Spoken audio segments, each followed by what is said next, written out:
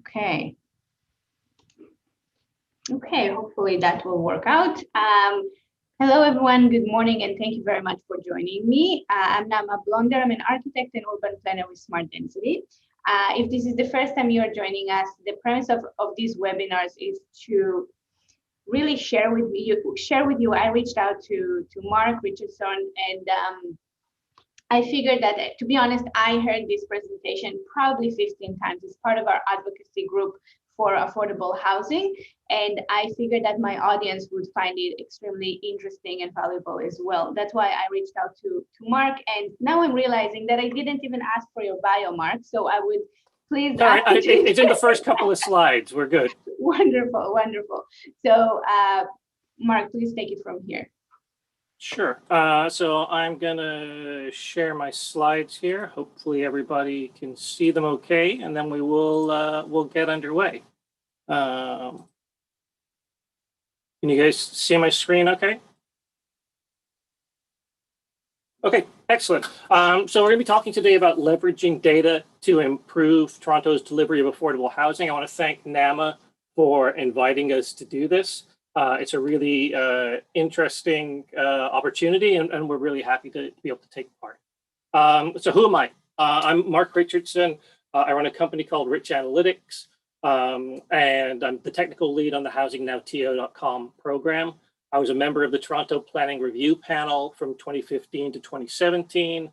I was also a member of the Open Data Advisory Board for the city's Open Data Master Plan from 2017 to 2018. Who is HousingNowTO.com? We're a pro bono professional services collective. Started out a few years ago with just my company, Rich Analytics, the Ryerson Association of Planning Students, and Map Your Property. But over the last 2.5 years, we've added volunteers from the Toronto Alliance to End Homelessness, from Smart Density, from Trolleybus, from Kearns Mancini, from Sweeney & Co., as well as software and other supports from the folks at Urban Sim in California. B-Vision help us with some of our video work, and Squeeze CMM help us with some of our social media work. So what is our origin story? Back in the 2018 election, Jennifer Keesmaat and John Tory were running against one another, and both of them were promising to create a lot of affordable housing in the city of Toronto. And the Toronto Star posed an interesting question in August of that year. Are John Tory and Jennifer Keesmaat's affordable housing plans achievable? This seemed to be something that, from the data and analytics side, we could actually track. We're going to have a start date on it. We were going to have targets that they'd set. Are we going to be able to actually achieve the numbers that they had defined? So obviously John Tory won, and after that election, about only very quickly after, like only about 3 or 4 weeks after the election in December 2018, he announced the Housing Now program and this target of creating 40,000 affordable housing units over the next 12 years, which would take us to the end of 2030. When the city released that information, the only thing the city released was a one-page black and white PDF with some addresses and some numbers on it. And that clearly wasn't enough for the kinds of advocacy and the kinds of information that the public is going to want to know about this major project. So we started scraping data out of city systems, out of the open data portal, out of the city council system, out of the planning department's application information system, and then also data from the TTC, the Toronto Parking Authority, and the Eglinton Crosstown, because all of those sites, some of them were being used for parking lot purposes at TTC or Eglinton Crosstown locations. So we worked with Map Your Properties tools, with the Evergreen tools. We had an intern from the Ryerson Planning School who helped us do our analysis. And in about 7 weeks, we created the HousingNowTO.com map. It's a free tool, public and global, interactive, has desktop, mobile, site details and photographs, and it lets you track per slide progress, per site progress. And we based it on some work that had been done in other parts of the world. So in 2018, 2019, the UK National Housing Federation had created a comprehensive brownfield map of all of the surplus lands owned by different levels of government. So we had a sort of idea of that was probably a direction that we wanted to go in.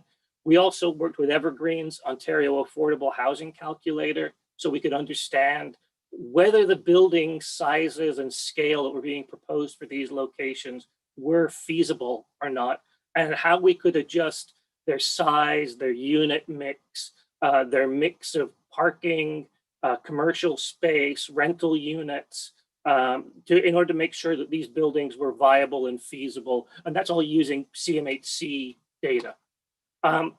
So we launched the project on January 21st. I don't know if this is going to play or not. There's a video which isn't playing. So what I'm going to do instead is click on this. And do you guys see our Twitter coming up, Nama? Yeah, okay. So this is our launch video from January of 2019, 44 seconds of magic. And it was really just about people being able to go through, navigate. That's the catchment area around the Enton Crosstown. That is the ward boundaries that things are on. And you could go and navigate into the details of each of the, at that time, 11 sites that had been announced and see photos of those sites and where they sit in relation, using Map Your Property to see how they're zoned. In comparison, this is what the city was giving, was one black and white page. So we'd been able to really show an interactive tool that would provide that data to people.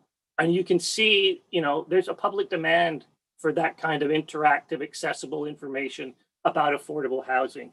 We've been operational for 28 months now. We've passed 66,000 visits to our tool.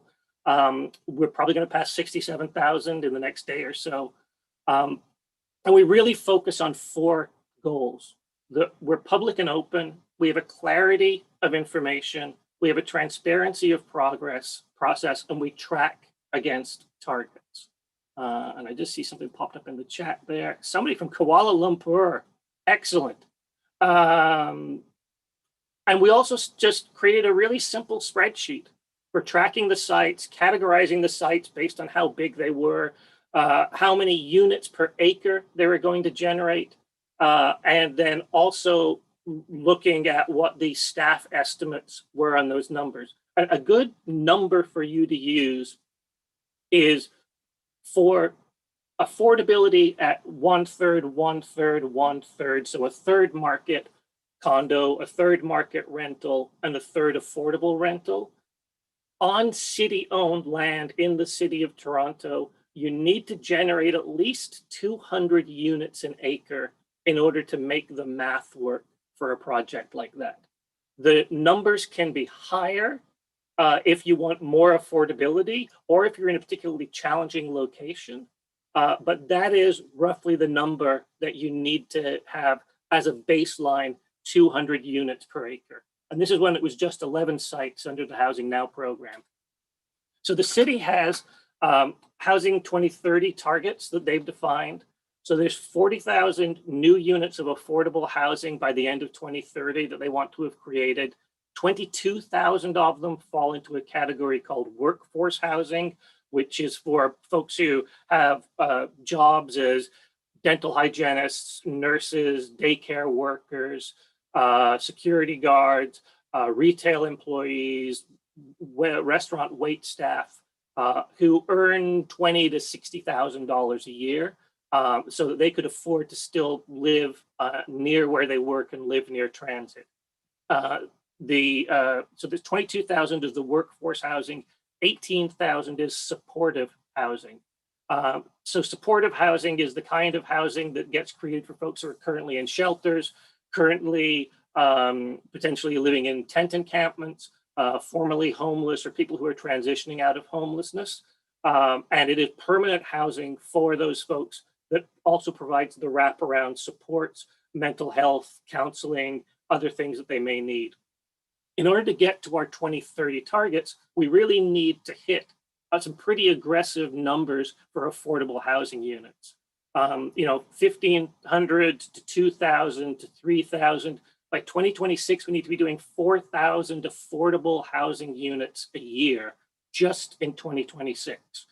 For a city that normally at best approves 900-ish affordable housing units a year, it's really about ramping up that machine. When we're talking about workforce housing, just to give you an idea of what that looks like, from a unit point of view, 2-bedroom apartment, about 700 square feet. The Housing Now rental bands on that are running $900 for a bachelor unit, about $1,100 for a 1-bedroom, $1,273 for a 2-bedroom, $1,400 for a 3-bedroom. So that's really 80% of average market rent as defined by Canada Mortgage and Housing Corporation here in the city of Toronto. Within Housing Now, there's also a band at 40%, so half of that rate.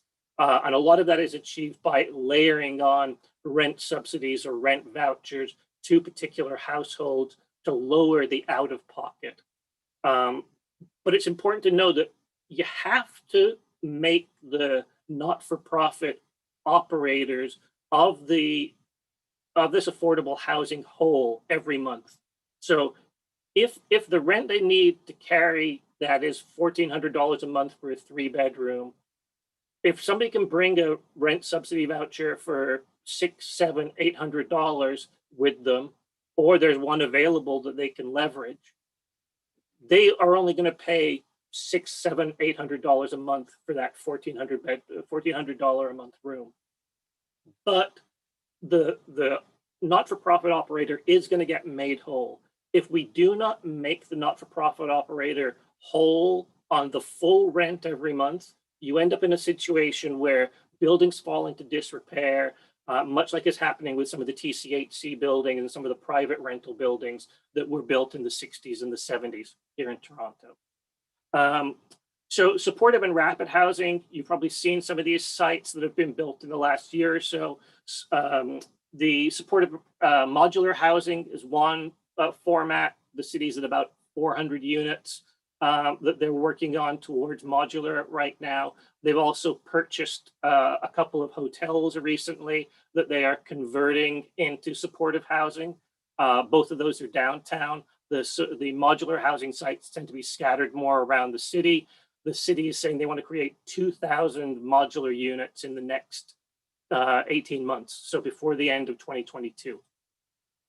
Where do we come from in the affordable housing world is there are going to be no miracles for affordable housing. The only thing that's going to work to create affordable housing in the city of Toronto in the 2020s is to do the math, make every project work, and squeeze the lemon as hard as we can on every site that becomes available. So we always ask the 3 questions. Does this project pencil? Does this project by itself make sense?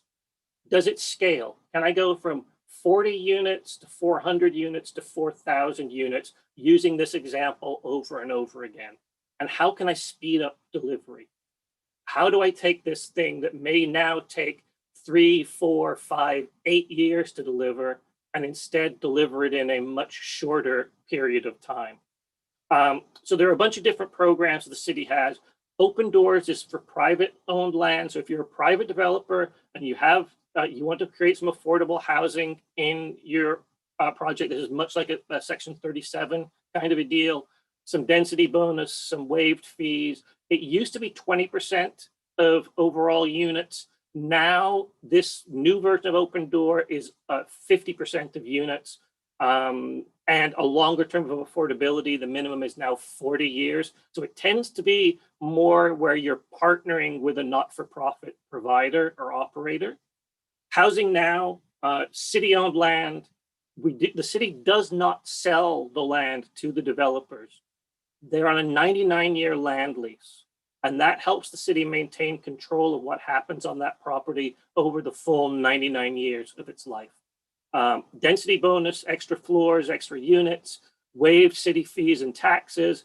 In that case, the minimum is 30% or 33% of the units as affordable.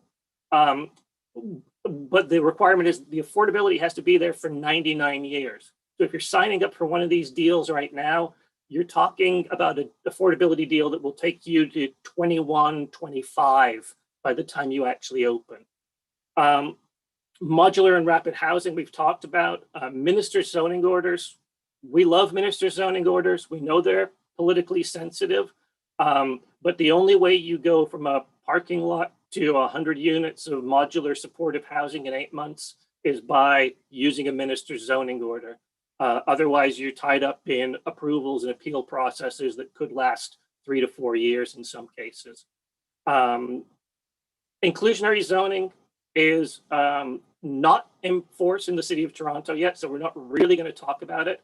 I'll be very surprised if anything substantial happens on inclusionary zoning before the federal election, provincial election, municipal elections, which are all going to happen in the next 18 months. So I wouldn't think that any inclusionary zoning will be in effect until 2023 or 2024. Happy to have a separate conversation with folks about inclusionary zoning if you want, but we're not going to focus on it today because it's too far in the future and too many things are changing. We use real world examples. So we're very involved in the Urban Land Institute, the Twilliger Center there on their best practices for workforce housing. We also look at some of the work that's being done in the UK. Royal College of Nursing in London does some excellent work on better homes for nurses, about how do you keep those essential workers able to live in the cities where you need them to be. You don't want a nurse who has to commute 2 hours in from some distant suburb when you're dealing with a crisis like COVID. We also use real world cost data, or as close to real world as we can get using public numbers. So we use the 2019 or the 2020 Altus Group numbers for development. We're looking at the GTA numbers, knowing that Toronto downtown, Toronto proper, tends to be at the high end of those numbers every time. We're also excluding parking from a lot of these discussions because parking needs to be looked at as a totally separate item because parking costs are incredibly high, particularly in Toronto, depending on how close you get to the water. So we look at real world numbers for that. Also important to look at the box at the bottom there around seniors housing, supportive housing, assisted living, or complex care. A lot of buildings in Housing Now and other those kinds of programs have to meet some very high levels for accessibility, which will potentially increase the cost per unit because you need wider hallways, wider doorways, more accessible bathrooms and kitchens. And every square foot, costs more, and it may also need to be developed to a more rugged institutional standard than a regular run-of-the-mill condo building might be in Toronto. So that will affect your pricing. Obviously, we work with NAMA's folks at Smart Density who do some fantastic work around the Go RER stations. They did some work for us on a Housing Now site at Kennedy, which we'll get to in a few more slides. And I understand that NAMA's group is also doing something with regards to all the new Ontario line stations that will be similar, and we'll be leveraging that work as well. When we're talking about affordable housing, math matters. Time is money, and not-for-profits and affordable housing operators don't have the luxury of a profit motive in order to be able to mitigate some of that risk. So this comes from the Canadian Affordable Housing Development Corporation in Ottawa. They're a great group. I highly recommend that you connect with them. But it's really the three-legged stool of affordable housing. Capital, land, and capacity equals a successful project. So we really focus on the capital and the land part of it in our work. but also in providing tools so it's easier for organizations to develop their capacity. And this is, from U of T School of Cities. More than 90% of affordable housing projects never get past the feasibility phase. So you might have a church group or a Legion Hall or somebody who's got a parking lot or an old building in a good location that they want to redevelop for affordable housing. But when they start going through that process and they see the tens of millions to hundreds of millions of dollars that are going to be needed in construction loans and other things, they are not, as an institution, able to take on that amount of risk. And time is money. So a private sector developer might be able to let a project run out for 3, 4, 5 years through the approval process. A not-for-profit developer is not going to have that much comfort with that level of risk. Nice policies do not equal successful projects. So the Vancouver is a city, much like Toronto, very similar example, because we want to show that it's not just a Toronto problem. The city of Vancouver had 20 projects that were selected for their affordable housing rental project. Within 18 months, 6 of them, 30% of them had withdrawn. So that's that idea of once a church group or a not-for-profit group actually starts getting into the math and has to go to CMHC or a bank for a construction loan, they're still going to look at, does this project make financial sense? Or if it doesn't, what needs to happen to make this project make financial sense?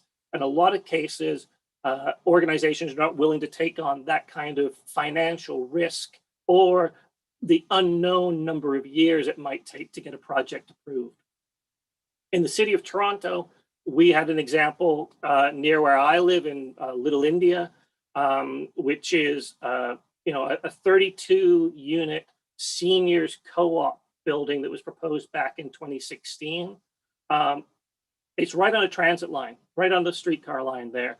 And the city's default for parking for 32 units of seniors co-op was 42 underground parking spaces. So that's $3.5 million worth of parking before you even get above ground. That kills a project every day of the week.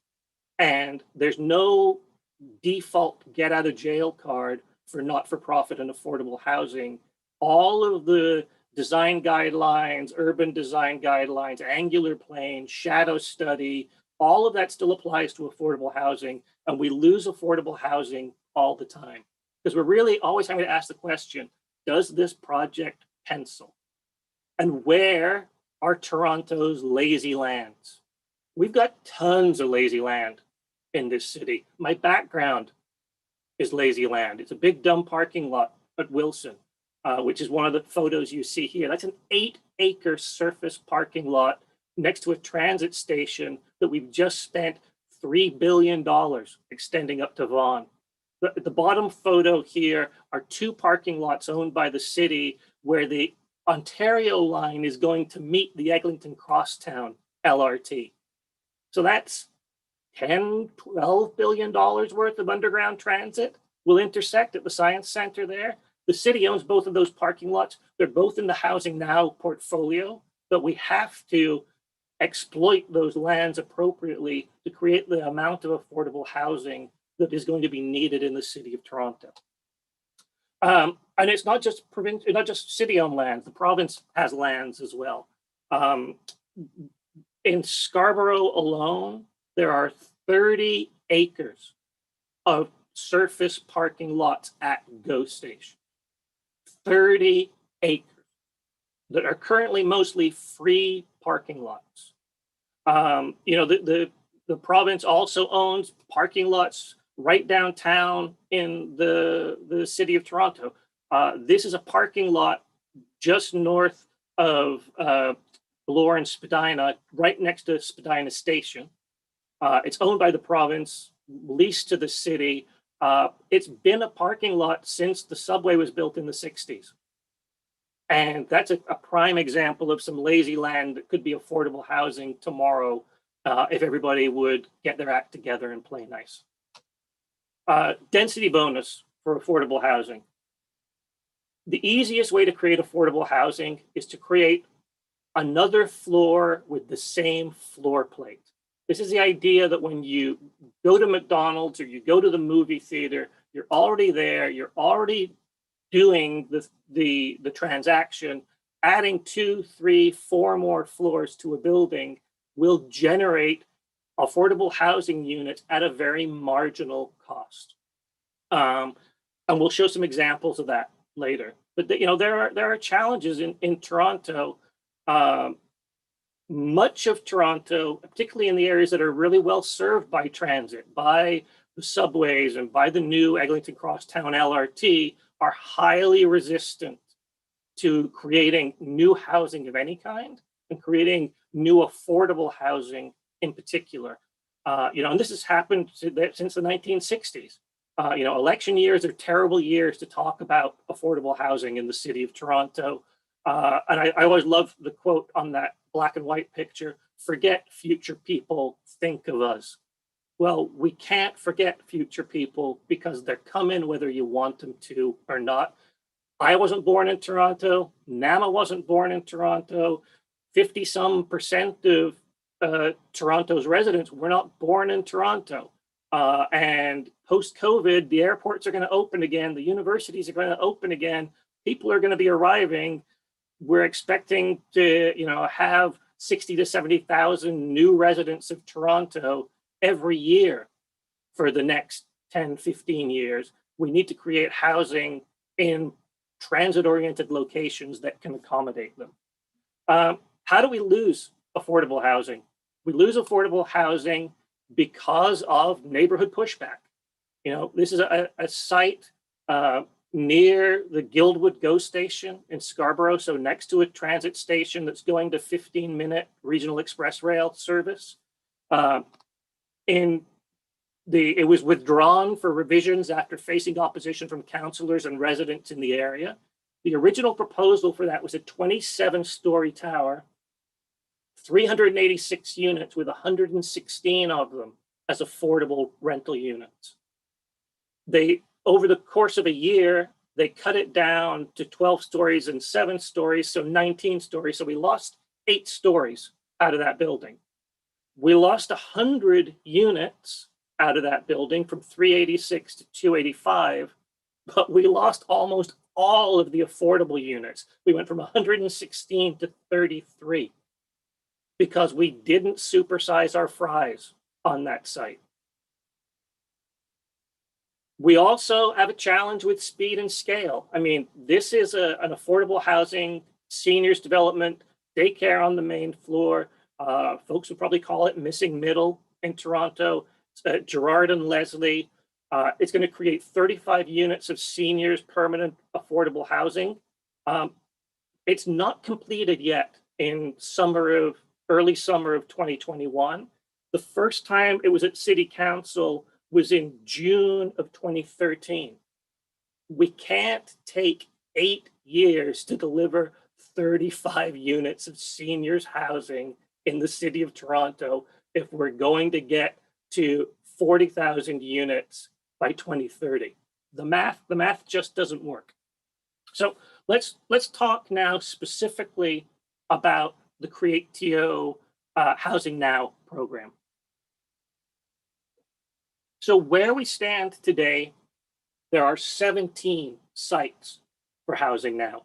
The city's expecting to create about 12,000 new homes on that site, with about 4,500 of them being affordable rental.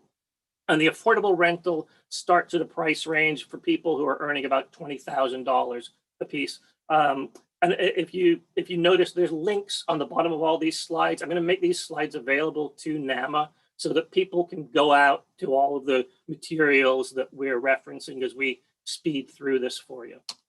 So there were 4 sites that were fast-tracked in 2019: Wilson Heights, Merton Street, Victoria Park, and Warden. So 3 of those are directly at transit stations. 1 of them is a short walk to a subway station. We'll start with the Victoria Park site because it's probably going to be the first site that actually goes into development. We're expecting it to be awarded publicly in the next couple of weeks, hopefully, and be shovels in the ground this fall. So it was a 2.1 acre surface parking lot next to a subway station, as we call it, lazy land. It was an 11-story building that the city proposed in the final version, 575 units in total, with 288 as affordable rental. And we're expecting the construction to start this year. But this is where our advocacy and data work helps a site like that. So the original city proposal in January 2019 was only 450 units on that site. And we pushed to create more height, more density, better unit mix on that site, more flexibility in the design guidelines. And through a couple of iterations with the city, it went from 450 units to 508 units to 575 units. So we created another 125 units just by squeezing that lemon a little bit harder to make sure we were getting the best we could out of that piece of city-owned land. On that site alone, we went from 225 affordable units to 288 affordable units. So instantly we created 60 more affordable units in that project just by being more aggressive on the height, the density, the unit mix.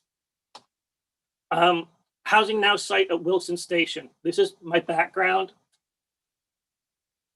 Gigantic 8-acre surface parking lot next to a $3 billion transit extension, the height of lazy land. And we know that it's lazy land because the city only charges 24 cents an hour to park there, right? Like, you're giving it away, literally giving it away, and it's free on the weekends. This is a place where you can create a lot of housing. So the original city plan for that site was to put 1,150 residential units on it with 385 units of affordable rental. We helped nudge the city along, and they're now at 1,464 residential units. I think they're actually a little bit higher now at 1,484. And 488 affordable rental units. And I think that number's actually increased as well now to 525. So we've managed to squeeze some more height and density out of it, but the neighbors were upset.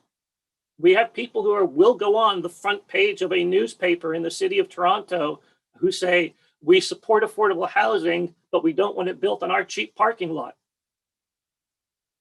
We have city councilors who are very concerned about upsetting commuter parking people. You know, we have to be able to push back against these concerns with numbers and math and data and real world visuals so that people understand what those choices and trade-offs are on these kinds of sites. So that Housing Now site went from 1,150 units up to 1,464 in the space of about 9 months. When we're doing our visualizations using this model, every one of those blocks counts as 10 units. And we always put the affordable housing units at the top of the building, not because we expect the affordable housing units to be the penthouse units. We put them at the top of the building because if you cut height and density, the first thing you lose are the affordable housing units. So this is an example where we're mixing the market rate affordable rental and the condo component. So we ended up with 1,484, which is now, I think 1,525 is what it's come to now. Over those first 4 sites, through the work that we did in that first year, we were able to take what was originally going to be land that was only going to generate 2,200 units of total housing and 910 units of affordable housing. And instead, it's now going to generate 2,839 total units and 1,148 affordable units. We didn't create any more land. We just pushed the city to use the land more like a private developer would in order to create enough height and density to make the affordable housing numbers work so we could generate almost 240 extra affordable housing units spread across those 4 sites. 240 affordable housing units is like 30% increase from their original 910 number, right? Like, so that's the push that we have to make on every one of these 17 sites. So the city announced another 6 sites last year. We're expecting them to announce another 6 sites this year. All of our volunteers, when sites get announced, we split up the projects amongst our volunteer organizations. Everybody takes a project and tries to work the numbers and the math on it. NAMA at Smart Density have done a number of these sites with us, and we'll talk about one of those in a few minutes. And it's what's really beneficial on those sites is that we are pushing the city to get to its own goals, right? So a good example is this site at 405 Sherbourne, parking lot right downtown in the city of Toronto, surrounded by 1960s, 1970s housing and some office space, and it's also in the Cabbagetown Heritage District, which should put a cold shiver up your spine if you're any kind of developer. And it's right across the street from the Phoenix Concert Hall for those of people who've probably parked in this parking lot to be able to go to a concert in the past. So it's 0.74 acre site. We worked with our friends at Penciler Urban Sim. An Urban Sim is out of the University of Berkeley in California. They were part of the San Francisco Mayor's Office of Innovation a few years ago. The default zoning on that site is only 3 stories and 30 units. I mean, it's laughable. But we were able to use the Urban Sim tool to come up with different height and density proposals for that site to get some numbers to the city before the city even started their first rounds of iterations. So our original proposal on that site was 22 stories and 351 units in sort of a T-shaped building. We did totally ignore the City of Toronto's tower guidelines. We built a more 1970s style block building, which violates a bunch of rules that have come in over the last 15 years, but we wanted to show what the art of the possible on that site was. They came back with November 2020, their preliminary development concept, and they started at 22 stories, even though the land was only originally zoned for 3. So we were able to put them in a place where the discussions were starting at the plus 20 story model. In that case, it was 22 stories, 216 units, 50-50 affordable and market rental, so 108. We continued to push, so we looked at iterations at 22 stories, at 25 stories, and at 27 stories to see how we could push the numbers up for it. And one of the challenges was shadow on a park. So I'm hoping, Nama, do you see my Twitter coming up? Yeah, okay. So Nama did this work for us using tools from our friends at Ratio City. Just let me scroll through to the bottom here. So we could show the shadow on the different heights of buildings. So if you go to 27 stories, you're only getting very minor shadow on a park.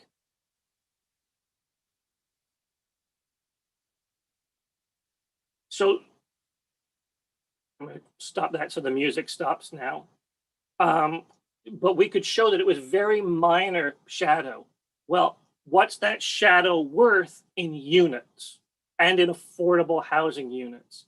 So the city has now come back at a 25-story mixed unit building in March of this year with 266 total units, 133 of them as affordable housing rental units. So, just by nudging, by squeezing that lemon every time, we were able to create more units out of these locations. This is another one that Nama's company worked on with us. Eglinton Kennedy Station, the meeting of the Eglinton Crosstown, the Scarborough subway extension, the Stouffville GO line, which is going to 15-minute RER service, probably another $12 billion worth of transit infrastructure that's intersecting at that corner. And again, we're charging almost nothing for people to park there. So NAMA's company did some fantastic work for us. I don't know, I have a wrong date, June 2020, not 2018. In June 2020, this was the work that NAMA's company did. NAMA, do you want to speak to this for a second or just have me keep going? All right. So a 19-story tower, 20-story tower, 36-story tower, 807 units in total, 60,000 square feet, that green space here in the bottom of the podium, 60,000 square feet for a community center or a school in a tower podium. There's also space for daycare and how it relates to the hydro corridor that is part of the Meadowway, which is a park expansion that the city is doing as well. CreateTO through the city came out with a reference concept this year, and their numbers are remarkably similar. You know, they're coming in at 22, at 30, and 40 stories with approximately 900 units of in total, with a third of them as affordable rental. So it really shows that by using data, by using math, by using visualizations, we're able to push the city to make sure it's maximizing the opportunities for affordable housing on its city-owned lands. I'm done, but I have time for questions here. And I also, at the end, have put in a bunch of appendix slides with links to various things that our volunteers have worked on over the last couple of years. So with CMHC, Urban Strategies, and Evergreen, we worked on the Leveraging Transit for Affordable Housing study, which is great value for people to look at. We also work with the Toronto Board of Trade on the reports for housing a generation of workers and housing a generation of essential workers, which we encourage you to read. We just released last week a project we did with Ryerson Planning School on affordable housing redevelopment concepts for a parking lot that the city has in downtown. And CMHC gave us some recognition through the Future Cities Canada model for our work. And the goal is that, you know, some of our work, if you're in another city in Canada and you want to leverage any of our tools or experience to create a Housing Now Vancouver, Housing Now Winnipeg, Housing Now Ottawa mapping interface, we're here to help and happy to answer any questions. And we're also always eager to get volunteers from the planning and real estate world who want to share their experience with us. So I'll stop talking, and I think there was a couple of questions maybe in the chat, Nama. Yeah, Mark, there are 2 questions on the chat and 2 questions on the Q&A, just so Okay. you can see all of them. So, and Okay, guys, I'm going to stop sharing my screen. Yep. Just so, there we go. Okay. All right, so affordable rental housing covers, this is from Frank Clayton. Affordable rental housing covers a wide range of incomes, 20,000 to 60,000. How do we monitor whether the new housing is affordable to the lower end of the range versus the higher end of the range? In other words, households that are in core housing need or above. This is going to be part of the challenge. It's the first time that we've actually created housing at this kind of scale in a while. And if anybody knows about housing wait lists in the city of Toronto, they're not very well managed. You know, I think the city of Toronto's housing wait list still has a column on it for pager number, right? It's not a very tech forward solution right now. The city is just about to start rebuilding its access to affordable housing tools. And our volunteers have already started to provide some guidance on that. We're doing some work with CMHC, with Code for Canada.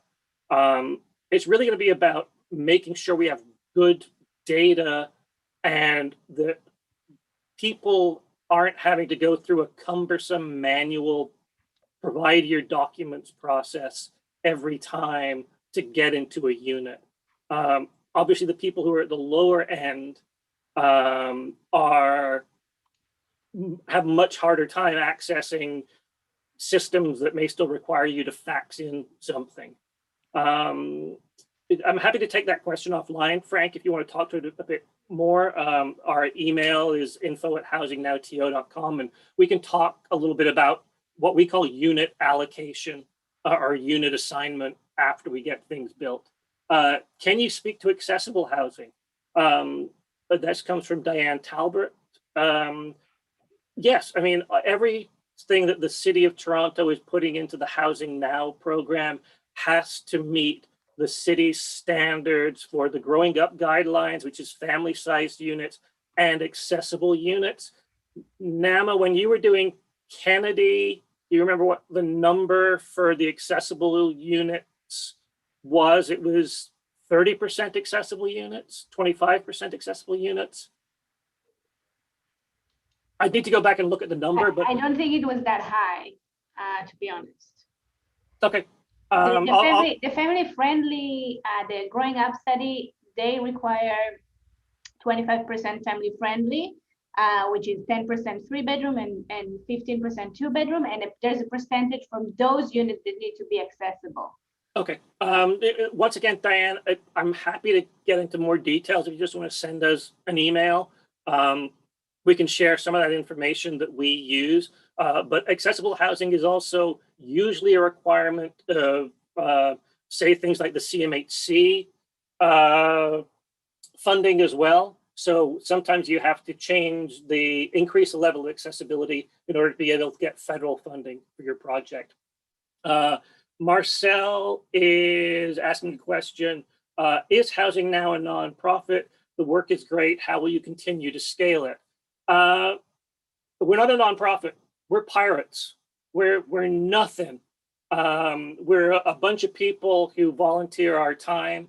How we continue to scale it is a good question. Right now, we're scaling it by growing our network. So, you know, in the last year, Kearns Mancini joined us to provide some volunteer services. We went from just working with some interns from the Ryerson Planning School to now actually working with their studio classrooms. We're just about to start a project this fall with the U of T School of Cities for their capstone projects. So a part of our scale will be to find more hands and more technically competent hands who can help us out. We don't want to become a nonprofit where we have to go asking for grants and things, because part of our work is about upsetting people who hand out grants and things.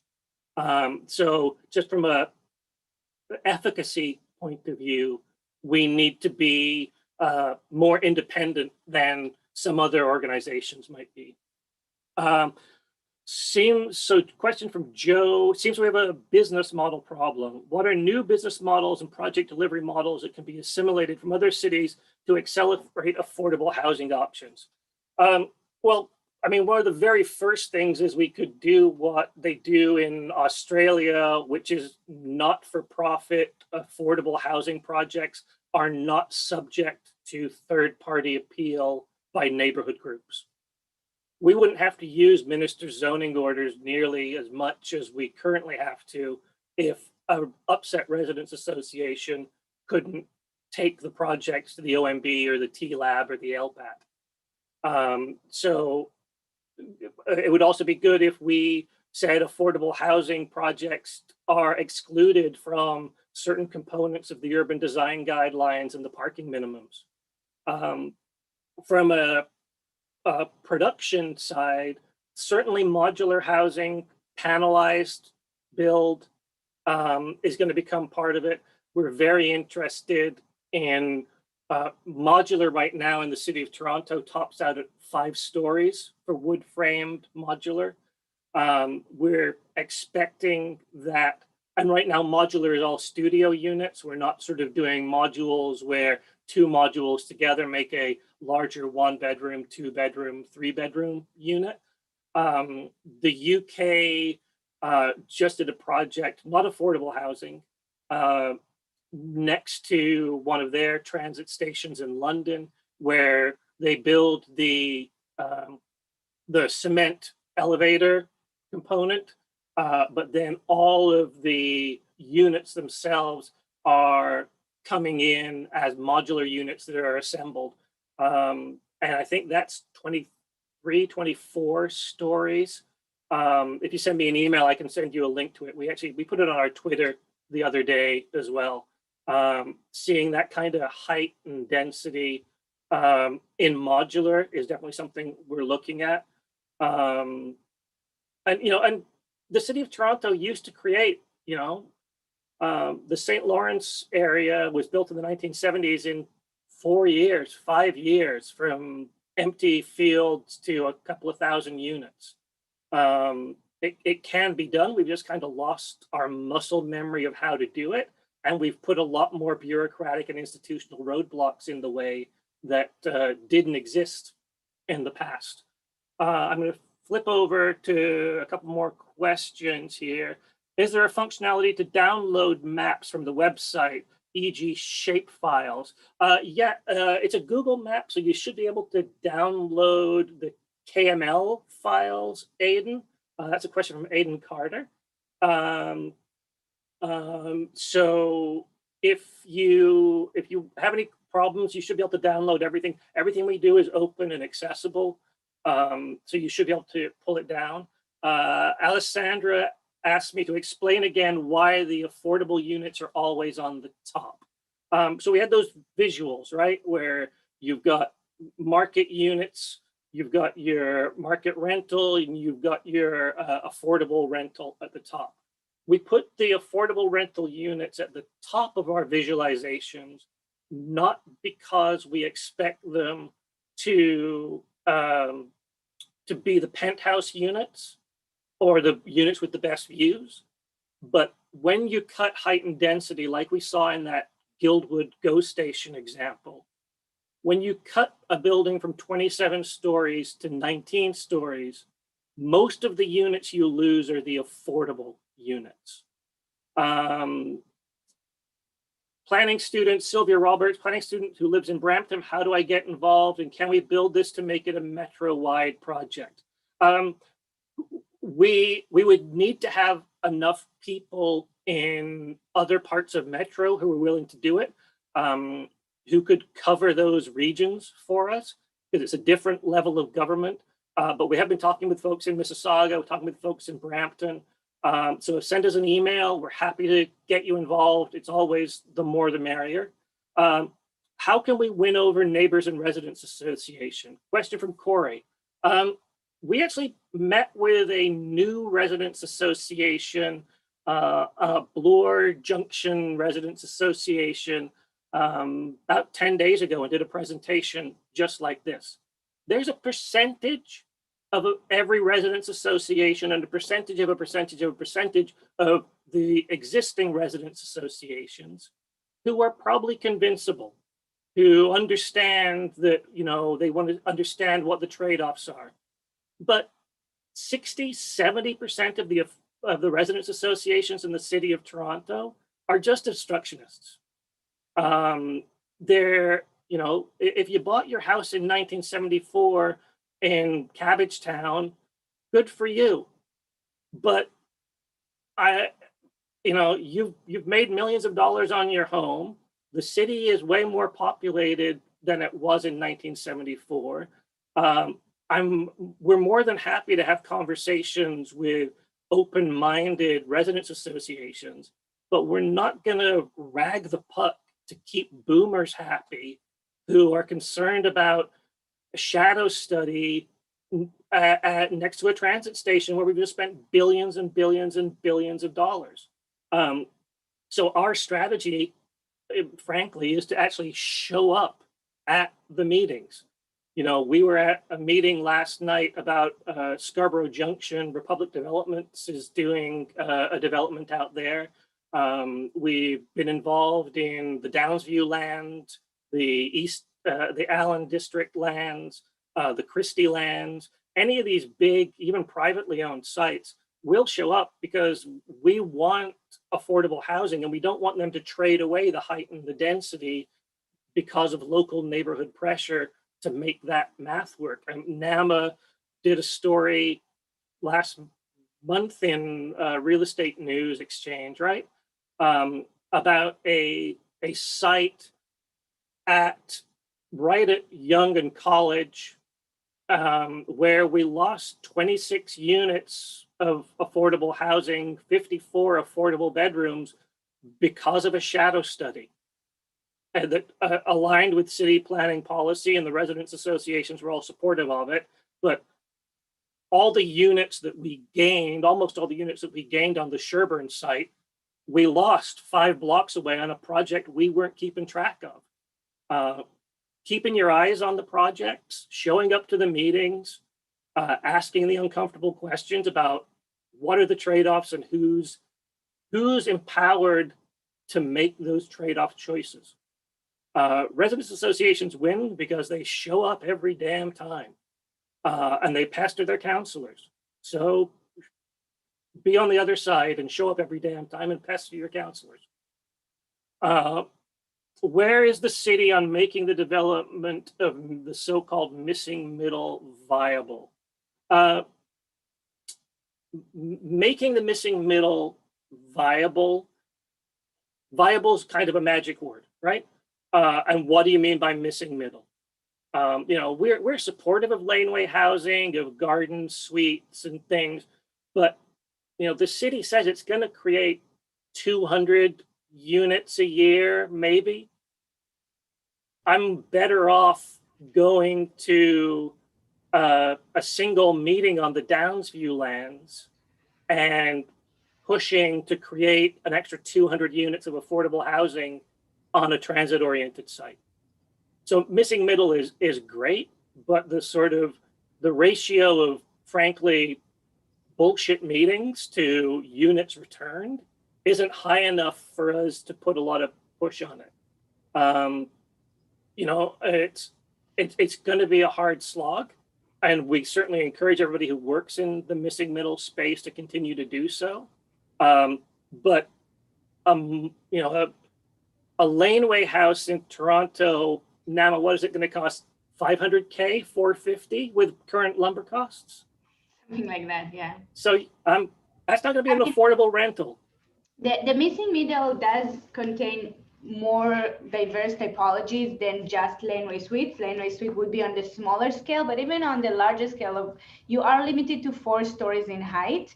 And even if you get an assembly and you reach out, 40 units, it's still, you don't have enough meat. We can talk why the missing middle could be more affordable, not in the context of what Mark is talking about, but why? Because we do have more land that falls under the neighborhoods than we do in mixed use areas. The mixed use areas are only 10% of the city. The yellow belt is 73% of the city. So we do have more land, which might be, open the door to make it more affordable. But in the context of what Mark is in this today's topic, we probably don't have enough. We will need a lot of duplexes to solve the affordability crisis in the city. So I wouldn't rely on missing middle so much in that context.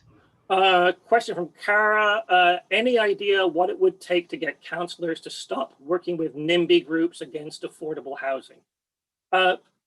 Councillors respond to their NIMBY groups because it's politically painful to not respond to their NIMBY groups.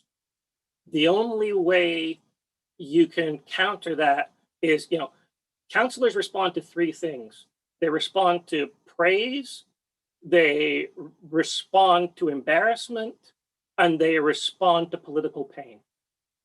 So if you can get a councillor on board and when they're doing good stuff, make sure they're getting praise, make sure they're getting media coverage that is praiseworthy, take on the NIMBY groups that they're dealing with.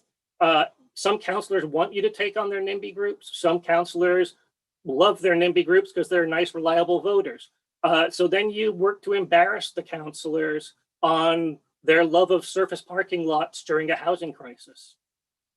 And that show up to the town halls, show up to things during next year's election.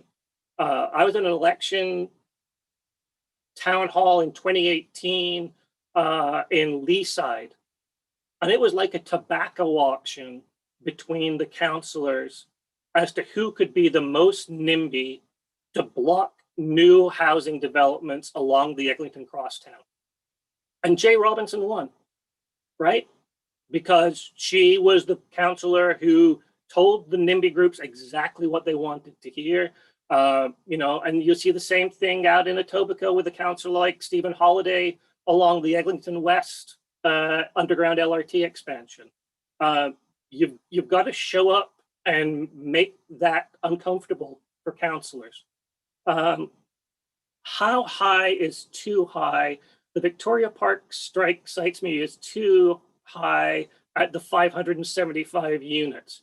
Was the project truly not viable at 400 units? What is the city's view on building closer to the human scale?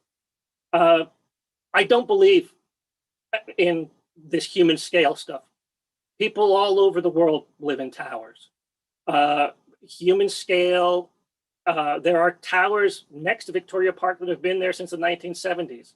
There's condos across the street that have been there since the 1980s.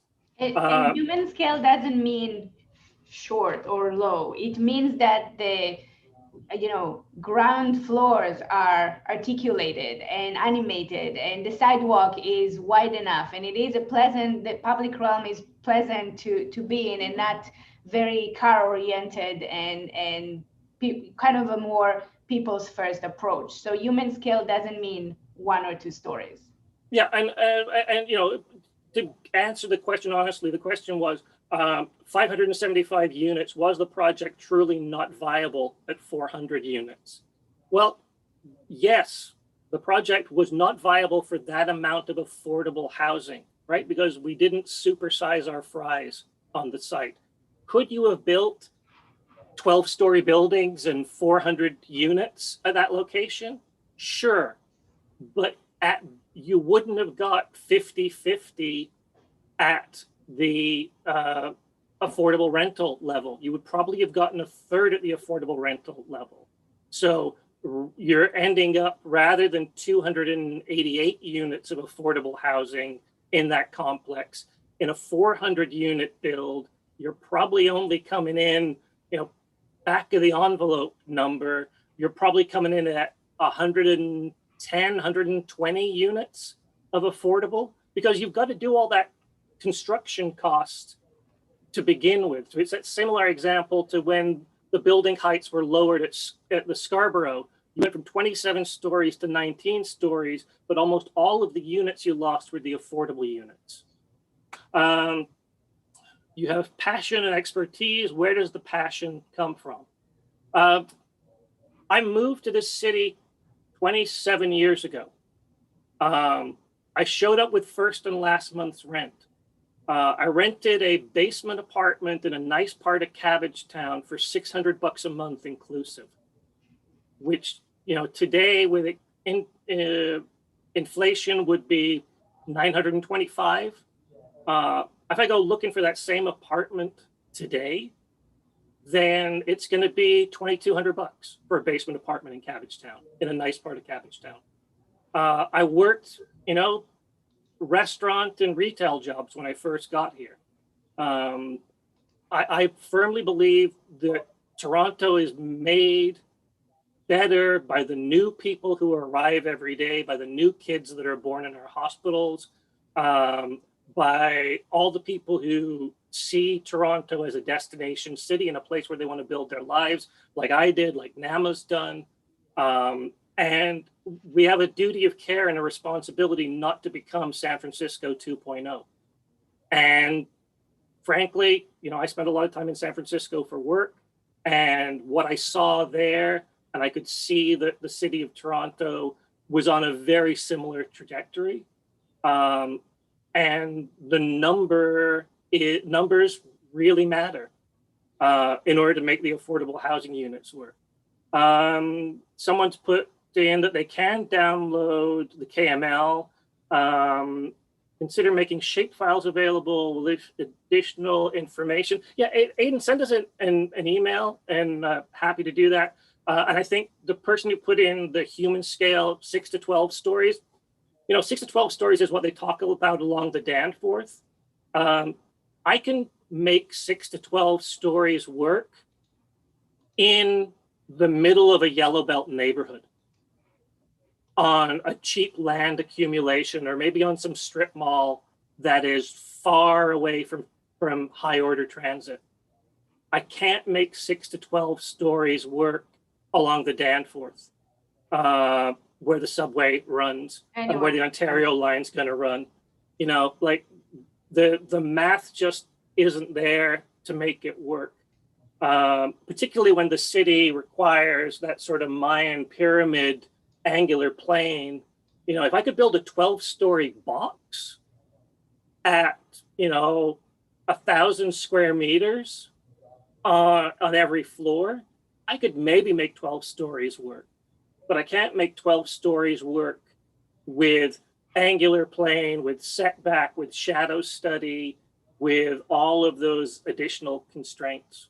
And I know we've run over time here. I think I've answered everybody's questions, but it's actually really good to see those questions. Yeah. And like I said, we're always looking for volunteers, and we're happy to come in.